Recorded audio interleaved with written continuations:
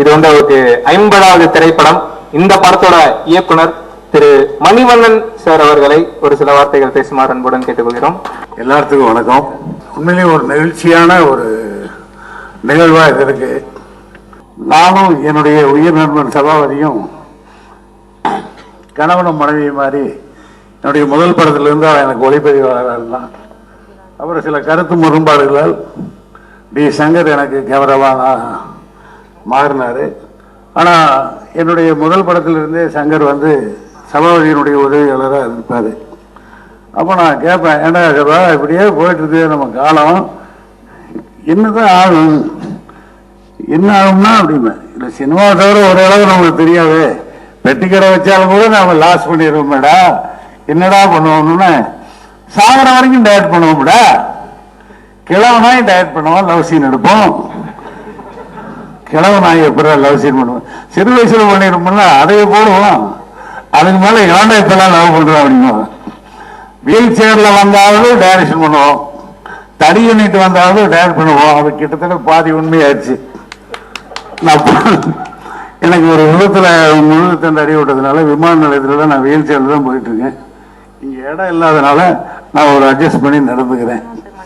அது என் நண்பன் சபாபதியினுடைய கனவை இந்த வீல் சேர்ல போகிற விஷயத்தில் நான் நிறைவேற்றி வச்சிருக்கிறேன்.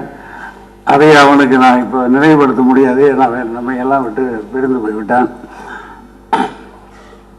ரெண்டாவதாக பாக்யராஜ் அவர்கள் சொன்னார்,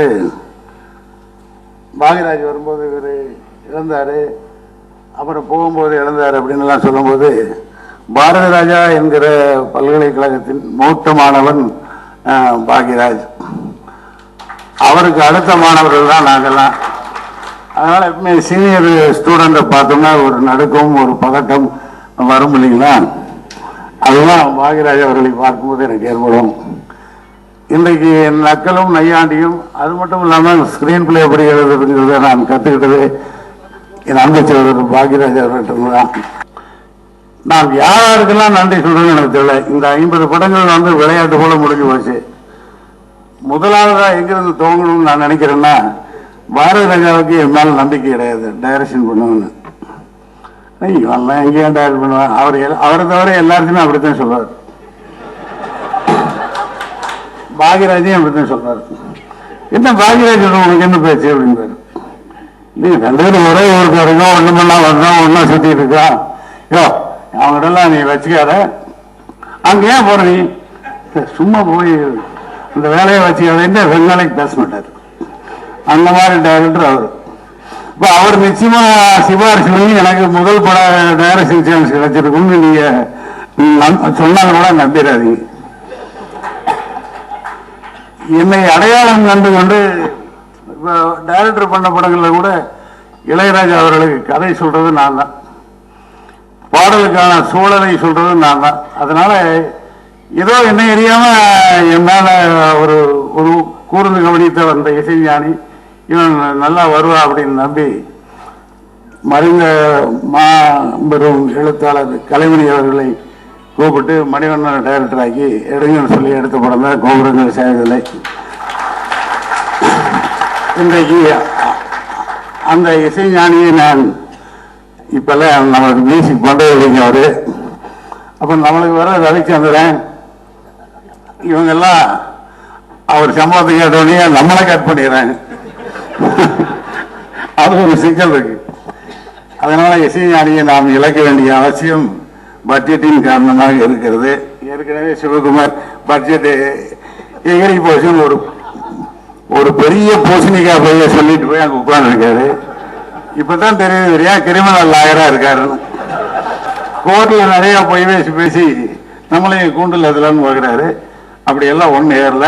நீங்க என்னுடைய 30 ஆண்டு கால திரைப்பட அனுபவத்தில் இந்த மாதிரியான ஒரு படத்துல நிச்சயமாக ஒரு 20 கோடி ரூபாய் சம்பாதிப்பாரு.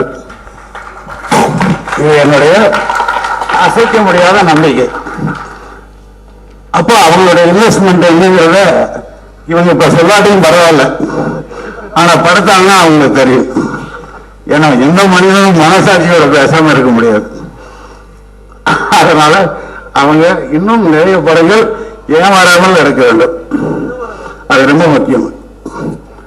எல்லாருமே கடினமான உழைப்பாளிகள். நமக்கு வந்து தயாரிப்பாளரை பற்றி கவலை இல்லை. நான் நினைத்தது நடக்க வேண்டும், கடுமையாக உழைக்கணும். அதை கற்றுக் கொடுத்தவர் என் இயக்குனர் குருநாதர் பாரதிராஜா தான். நான் 5 மணிக்கு எழுந்திரிச்சிருவேன். 5:30 மணிக்கு குளிச்சுட்டு வந்து ஹோட்டல முன்னாடி உட்காந்துக்குவேன். அப்புறம் நாம எந்திரிச்சிட்டோம்னாலே ஆட்டோமேட்டிக்கா அசோசியேட் டைரக்டர் எழுந்திருப்பேன், அப்புறம் கேமராமேன் எழுந்திருப்பேன், அப்புறம் கேமரா அசிஸ்டன்ட் எழுந்திருப்பேன். கடற்கடன் வேலை நடக்கு. 7 மணிக்கு முதல் ஷாட் எடுத்துருவோம். அப்படி எடுத்தோம்னா 9 மணிக்கு சாப்பிட்றதுக்குள்ள ஒரு சின்ன காட்சியோ அல்லது பெரிய காட்சிகளுடைய பகுதியோ எடுத்து முடிச்சிருவோம். அந்த நம்பிக்கையோட நம்ம வந்து உழைக்கணும். ஏன்னா சினிமா தவிர நமக்கு எந்த யோசனையும் கிடையாது. ஒருவேளை 6 மணிக்கு பேக்க போனா அதுக்கப்புறம் ஏதாவது யோசனைகள் வரலாம். ஆனா அது கூட எனக்கு வரதில்லை. நான் 10 வருஷமா அந்த யோசனைகளுக்கெல்லாம் அப்பாற்பட்ட ஒரு இசை ஒரு துறவியா வாழ்ந்துட்டு இருக்கேன். அதனால நீங்க ஒன்றும் பயப்படாதீங்க. அப்படித்தான் இந்த படம் எடுக்கப்பட்டது. கடினமா உழைத்தோம். அதுல வந்து அந்த தொண்டாமுத்தூர் பகுதியில் கூடிய மக்கள் ரொம்ப மனம் நெகிழ்ந்து போய் உதவி செஞ்சாங்க. கல்லூரியாகட்டும், பள்ளிக்கூடமாகட்டும், மருத்துவமனையாகட்டும், எடுத்துங்க. அப்ப நர்ஸ் வேஸ்துக்கெல்லாம் மெட்ராஸ்ல இருந்து ஆள் வரணும், நம்ம ஸ்டாஃப்ல நடிக்கணுமே அந்த டாக்டர். இப்படி எல்லாம் ஒரு லட்டு மாதிரி எல்லா உதவியும் கிடைக்கணும். தயவுசெய்து ரவிச்சந்திரனை நினைத்து விடாதீர்கள். கான்ட்ராக்ட் எடுக்கிறதை விட கடினமானது சினிமா எடுப்பது. அதனால் பத்திரமாக அடிகளை நிதானமாக அளந்து வைத்தால் நீங்கள் நிச்சயமாக தமிழ் திரையுலகில் ஒரு இமயத்தை தொடலாம். நீங்கள் தொட வேண்டும் என்பதுதான் என்னுடைய ஆசை. என் படத்தில் நடிக்கிற நடிகர்கள்லாம் வந்து நான் கொண்டாடுவேன். எதுக்காக? அவன் என்னை மறந்துட்டாலும் சரி, என்னை திட்டினாலும் சரி. இப்ப நானே எங்க டைரக்டர் திட்டினேன். ஆனா கூட என்ன, நான் பாரதியோட உதவியாளன், பாரதியாரோட தொழில் கற்றுக்கிட்டவன் அப்படிங்கிற அடையாளம் மனிதனுக்குள்ள ஒரு பாரதியாங்கிற அடையாளம் இருக்கு. அதே மாதிரி நான் நடிக்க வைக்கிற எல்லா நடிகர்களுக்குள்ளேயும் ஒரு அடையாளம். அது வந்து நானா இருப்பேன், அதுக்குள்ள இருப்பேன். அந்த பெருமையோடு நாம வாழ்ந்தா போறோம். மற்றபடி நமக்கு ஒன்றும், நான் உண்மையிலே நிறைவேறலாம் ஒன்றும் சம்பாதிக்கல. நண்பர்களை சம்பாதிச்சு வச்சிருக்கேன். அது நிறைவானது. பணத்துக்கு மதிப்பளிக்கக்கூடிய ஒரு நல்ல மனிதன். மனிதர்களை மட்டுமே மதிப்பவன் தான் மனிதன். சத்யராஜ் அவர்கள் ஒரு பள்ளி ஆசிரியராக நடித்திருந்தால் அந்த படம் பள்ளிக்கூடத்தை சுற்றி இருந்திருக்கும். அதில் பங்கேற்கிற கதாபாத்திரங்கள் மாணவர்களாக இருந்திருப்பார்கள், சக ஆசிரியர்களாக இருந்திருப்பார்கள். சத்யராஜ் அவர்கள் ஒரு பேருந்து ஓட்டுநராக இருந்திருந்தால் அந்த கதை பேருந்து நிலையத்தை சுற்றி இருந்திருக்கும், பஸ்ஸில் போகிறவர்களை பற்றி இருந்திருக்கும், நடத்துனரை பற்றி இருந்திருக்கும். இப்படித்தான் இருந்திருக்கும். நான் எடுத்துக்கொண்ட அம்மாவாசை என்கிற ஒரு கதாபாத்திரம் அரசியல்வாதியாக இருப்பதால் அவனை சுற்றி அரசியல்வாதிகள் இருக்கிறார்களே தவிர தமிழகத்தின் அரசியல்வாதிகள் யாரும் அச்சப்பட தேவையில்லை. ஏதோ சத்யராஜ் தான் அரசியல் பேசுறாரு, சீமான் அரசியல் பேசுறாருன்னு தப்பா புரிஞ்சிருக்காங்க. 2 பெண் கதாபாத்திரங்கள் பேசும். மிருதுலா ஒரு கதாபாத்திரம் நடிச்சிருப்பாங்க, மாமனார் நடிச்சு அவருடைய மருமகளா நடிச்சிருக்கா. வெள்ளக்காரங்களுக்கு இந்த கார்பரேட் கம்பெனிஸ், இந்த ஸ்டைலிஷா சொல்றாங்க, உலகமயமான இந்த ஒளிமயமான உலகத்துல வெள்ளைக்காரன் அப்படியே வந்து அவன் நாடு மாதிரி சுத்திட்டு இருக்கான். நாம அவனை வேடிக்கை பார்த்துட்டு இருக்கிறோம். அவனுக்கு இந்த மரங்கள் எல்லாம் அழைச்சு கொடுக்கறதுக்காக பேசும்போது, என்னக்கா நம்ம நாட்டை இப்படி கூறு போட்டு விற்கிறானுங்களே, என்னமா கொடுமை, பீரோவை திறந்து பாரு, இன்னும் நம்ம நாட்டை யாருக்கு எவ்வளவு வித்துருக்காங்கிறது டீட்டெயில் அதுல இருக்கு அப்படின்பா. இப்படியே வித்துட்டு இருக்காங்களே, அப்ப நம்ம நாட்டினுடைய ஜனங்க பாவம் தாமா. நம்ம நாட்டுல ஓட்டு போடுற ஜனங்க ஓட்டு போடுறது மட்டும் மிஷின் இல்லமா, அந்த மிஷின்ல ஓட்டு போற ஜனங்களே மிஷின்மா. அதாமா இந்தியா அப்படின்பா. எனக்கு வர்ற ஆத்திரத்துக்கு அப்படின்பா, இது கோவப்படுறத உன்னை நக்சலைட்ன்றுவாங்க அப்படின்பா. இது வந்து 2 பெண்கள் பேசுற அரசியல் வாசனம். இப்படித்தான் நாங்கள் படம் எடுத்திருக்கிறோம். நிச்சயமாக இது உங்களுக்கு பிடிக்கும் என்று நம்புகிறோம். பிடித்தால் திரும்பவும் எடுப்போம். அந்த பயத்தில் பார்க்காம விடுறாதீங்க. ஐயோ திரும்பவும் எடுப்பான போன்றே தாங்க முடியாதவர்கள், அதனால இப்ப இருக்க மாட்டேன், கவலைப்படாதீங்க. இன்னும் கொஞ்சம் கலந்து போய் இன்னும் கொஞ்சம் மேடை நாகரிகத்துக்காக சொல்றாங்களே தவிர அதுல எம்எல்ஏ நடிக்கும்போது என் தலைவனுக்கு இருந்த அந்த முக தேஜஸ், அந்த பாடி கண்டிஷன், அவருடைய நடையில் இருந்த ஒரு அழகு, அதெல்லாம் இப்போ இந்த 20 வருட கேப்புக்கு அப்புறம் அவர் முகத்தில் ஏற்பட்டிருக்கிற நுட்பமான மாறுதல்கள், அது வந்து 2 பேரும் நல்லா உணர்ந்திருக்கும் நினைக்கிறேன். ஒன்னு அவருடைய துணைவியார், இன்னொன்னு நான். நாங்க 2 பேரும் புருஷன் கொண்டாடி மாதிரி தான் வாழ்ந்துட்டு இருக்கோம். அந்த நுட்பமான மாறுதல்களை வந்து இந்த படத்துல வந்து அற்புதமா அவர் கையாண்டிருக்காரு. அதுக்கு நான் அவருக்கு தலைவனுங்கிறேன். நீங்க ஒரு தந்தை பெரியாரா ஆசம் போட்டிருப்பாரு, அதுல தந்தை பெரியாரா இருப்பாரு. ஆனா இந்த படத்துல நாகராஜ சோழன் அவர் உள்ள போய் எனக்கு தெரியாத நாகராஜ சோழன் வெளியில் கொண்டு வந்தார். அவ்வளவு எக்ஸ்பிரஷன், ஒரே ஒரு சின்ன க்ளோஸ்அப் வச்சா அதுலயே 4 மாடுலேஷன் பேசுவாருங்க. நான் அப்படியே கட் சொல்ல மறந்து போய் அப்படியே பாட்டுருப்பேன். தலைவா கட்டுக்கிட்டு சொல்லுங்க, என்ன நான் பாட்டு பேசிட்டே இருக்கிறேன், பேசுங்க நல்லா இருக்கு, அப்புறம் அவங்களே கட் பண்ணிக்கிறாங்க. அந்த மாதிரியான ஒரு இருக்கும் ஒரு நிகழ்ச்சி எங்களுக்குள்ள ஏற்பட்டது. அதே மாதிரி கவி முத்துக்குமார் என்னால் மறக்க முடியாத ஒரு கவிஞன், இந்த தலைமுறைக்கு தேவையானவன், இந்த தலைமுறையின் நம்பிக்கையின் அடையாளம். நான் முத்துக்குமார் கிட்ட கேட்டேன், கவிஞரே டைட்டில் என்ன போறது? முத்துக்குமார் போடுங்க. இல்ல முன்னாடி கவிஞர் அது ஏதாவது போடலாம். இல்லைங்க நான் முத்துக்குமார் தான், அப்படி போடாலே போதும். இல்ல உதவியாளர்கள்லாம் விரும்புறானுங்க கவியரசர். இல்லைங்க வேண்டாங்க, கவியரசன் உடையினா அப்ப பேரரசர் ஆகும்னு ஆசைப்படுவேன்.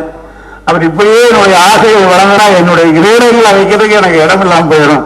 அதனால வேண்டாங்க, நான் எப்பவுமே பாட்டு எழுதிட்டே இருக்கேன், கவி எழுதிட்டே இருக்கேன், நான் முத்துக்குமாரா மட்டும் இருக்கேன்.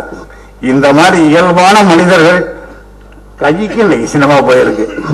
இயல்பை மீறி இருந்து புடுங்கிறதுக்கு நாங்க பட்ட பாடு கொஞ்சம் கொஞ்சமா பலன் தெரியுது. இன்றைக்கு புதிய இயக்குநர்கள் தான் வந்திருக்காங்க. இந்த ஒரு 300 படம் நடிச்சேன், கொஞ்சம் காசு சம்பாதிச்சேன், அதையும் நான் இல்லைன்னு சொல்ல முடியாது. ஒரு வேலையும் கிடையாது. அப்படியே போனோம்னா காலையில் 2 ஷாட் நம்மளுக்கு எடுத்துட்டு அப்படியே உட்காருங்கன்னா உட்காந்துட்டே இருக்க வேண்டியதான். அப்படியே சுந்தர் படத்தில் அப்படியே பாட்டே இருப்பேன். சுந்தர் நம்ம கிட்ட என்ன பண்ணாரு, இப்ப என்ன பண்றாரு?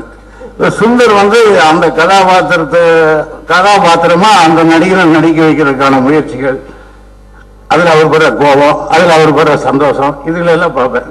அப்படி ஒவ்வொரு இயக்குநர்கிட்டும் பார்த்தேன், இளம் இயக்குநர்கிட்டலாம் பார்த்தேன். ஆகவே அதிகமான இயக்குநர்களிடம் திரைப்பட தொழிலை இயக்கும் தொழிலை கற்றுக்கொண்ட ஒரே ஒரு நபர் நான் மட்டும்தான்.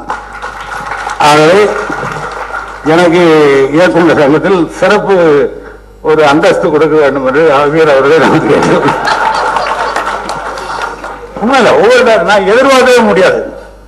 இன்னும் இந்த சினியனை கூட்டு வந்து வச்சுக்கிறாங்க, இது நடிக்கவும் மாட்டேங்குதுன்னா அந்த தம்பி ஆனவா அதுகிட்ட வேலை வாங்கிடுவான். அதான் முன்கொள் டெக்னிக் இருக்கா, இது நம்மளுக்கு தெரியாம போச்சு. அப்படி கற்றுக் கொடுத்தாங்க, ஒவ்வொரு டைரக்டரும் எனக்கு கற்றுக் கொடுத்தாங்க. அதே மாதிரி கேமராமேன்கள் எனக்கு கற்றுக் கொடுக்காத விஷயங்களே இல்லை. புதுசு புதுசாக வர லென்ஸு, அந்த லென்ஸை உபயோகப்படுத்துகிற விதம், இதுகளெல்லாம் எனக்கு கற்றுக் கொடுத்தாங்க. அதனால நான் கொஞ்சம் இதில் தெளிவாக இருக்கேன். சவுண்ட் சைடு நம்மளால் வந்து டிடிஎஸ்குள்ளேயும் வேலை செய்ய முடியும், ஸ்டீரியோவிலையும் வேலை செய்ய முடியும், மோனோவிலையும் வேலை செய்ய முடியும். நாமளும் வந்து அங்கே போய் ஒரு சவுண்ட் இன்ஜினியருக்கு ஒரு எடுபடி மேலே வேலை செஞ்சுட்டு இருப்போம். அப்போ நம்ம ஹஸ்பண்ட் கேட்பேன், நானும் வேலையை வேலை சொல்லியேன். இல்லை இன்ஜினியர் கூடவே உட்காந்து காற்றுல வந்து உட்காந்தானா சாயங்காலம் வரைக்கும் சாக கட்டிக்கிறாங்க அப்படின்னு. அடே நான் சாக அடிக்கலடா, நான் தொழில் கற்றுக்கிட்டு இருக்கேன்டா, நீ வந்து கற்றுட்டா வேண்டாம் நான் சொல்கிறேன் அப்படின்னு. அந்த அளவுக்கு ஒவ்வொருத்தரிடம் கற்றுக்கிறதுக்கு நிறைய விஷயங்கள் இருக்கு.